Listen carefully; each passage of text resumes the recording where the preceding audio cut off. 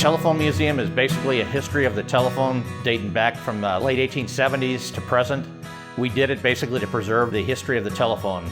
We have several hands-on exhibits, and we will show you the evolution to the smartphone.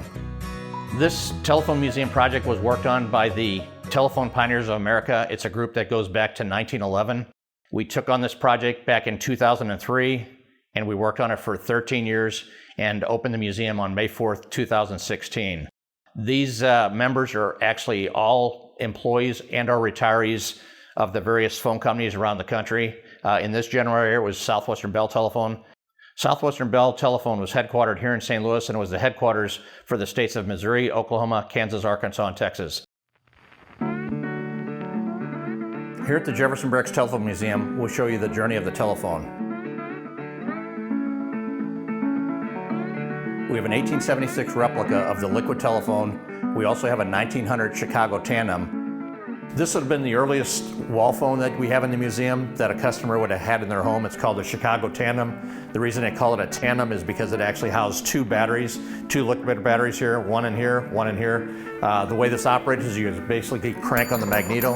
When you crank on the magneto, it sends an electrical signal down the telephone line, and then the operator would then pick up the call. The operator could be in a central office, or she could be in her home, depending on the size of the company.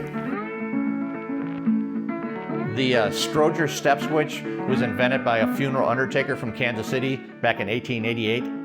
The step switch actually functions. The person making the phone call lifts up the phone. There's a call selector. They basically get a line. They then start calling the number. So when you dial, like say the number 4, it's going to step up on the step switch 4 positions. You dial the 2, nothing's going to happen when you do the 2. That's just the way that step switch demo is set up. When you dial the 8, the step switch will step up 8 times. And when you dial the last number, 4, it's actually going to go up 4 to the left. That is actually the ringtone. That's what's actually going to ring the telephone at the person you're trying to reach in their home. So it basically goes from your house to your central office, from your central office to the person you're calling central office, and then to your home. All within a matter of seconds.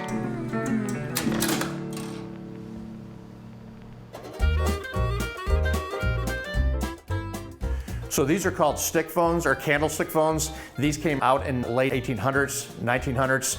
These actually replaced the wooden wall phones that customers would have in their homes. These gave you more flexibility, so you could actually set this phone down on a table, by your chair, and would allow you to have a more pleasant conversation than having to stand at one of the old kitchen wall phones. The Hush-A-Phone was actually an illegal attachment to your telephone. It would basically allow the user of that telephone to have a private conversation. They'd go right up to the opening of that Hush-A-Phone and speak right into that opening, and they could then have a private conversation with someone. So there was a lawyer from New York walking down the street one day, looked in one of the storefronts, and saw that Hush-A-Phone attached to one of Bell Telephone's candlestick phones. The lawyer made some phone calls, and they decided to sue the manufacturer of that Hush-A-Phone because that Hush-A-Phone was illegally attached to one of our Bell telephones. Back in the day, you rented your telephones up until the design line phones came out in the 70s. So when you rented your telephone, that did not allow the customer to modify their telephone in any way. The phone booths were used back in the day because phones were very expensive for people to have in their homes. The phone booths were actually located all over the place. They were in hotels, they were in drugstores, they were in banks. The particular phone booth we have in our museum was actually a standalone because it has both the side panels, so ours was probably in a bank or a drugstore. Our particular phone booth is actually from 1948, 1949, and it's got a hammered metal finish on the inside. Very, very, very popular. It's got the light that goes on when you go inside the payphone booth and actually close the door. It's also got a fan inside for summer days. It gets pretty warm in there. But we're pretty happy to have it.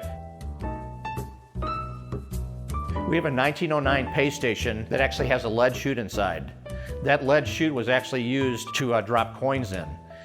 Back in the day, from 1909 up until probably the 60s and 70s, they had an operator listening in, and when you called to make a long distance phone call, the operator would tell you how much money to deposit in the pay station or eventually into the pay phone. She would listen. So there's actually 3 different coins. The quarter would actually be dropped in. It would actually sound like an old clock, like a dong.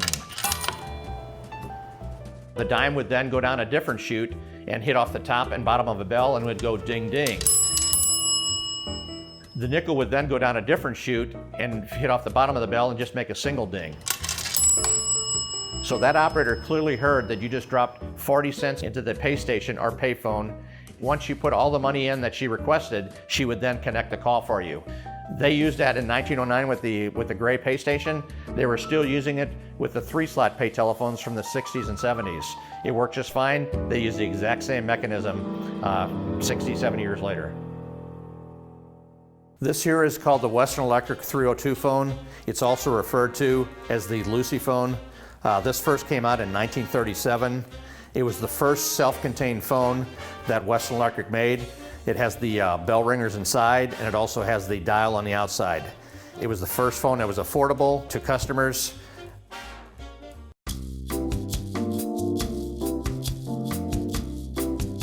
The Princess phone was the first telephone that Western Electric created with the name. They actually had 300 different name submissions, and they decided on the word Princess because every little girl wanted to have a telephone in her bedroom. So the Princess telephone came out in the early 60s. It was the most popular phone they ever sold.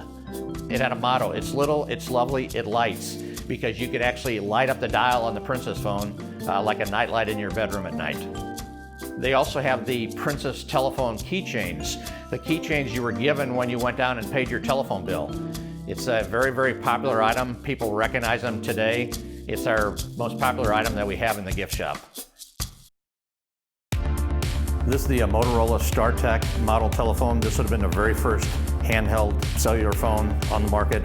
Motorola spent $100 million over 10 years developing this phone, and when this phone was distributed back in September 21st, 1983, this phone sold for $3,995. The goal of the Telephone Museum was basically to preserve history, the fact that Alexander Graham Bell invented the telephone as a way to communicate. A lot of people don't realize that Alexander Graham Bell, both his wife and his sister, were both deaf. So he actually started this whole process for the hearing impaired. I especially love seeing young people come in because a lot of young people have never seen some of these landline phones that we have. They're only familiar with, say, cell phones. So we just want to basically keep the memory alive so the history of the telephone isn't lost with all this new technology.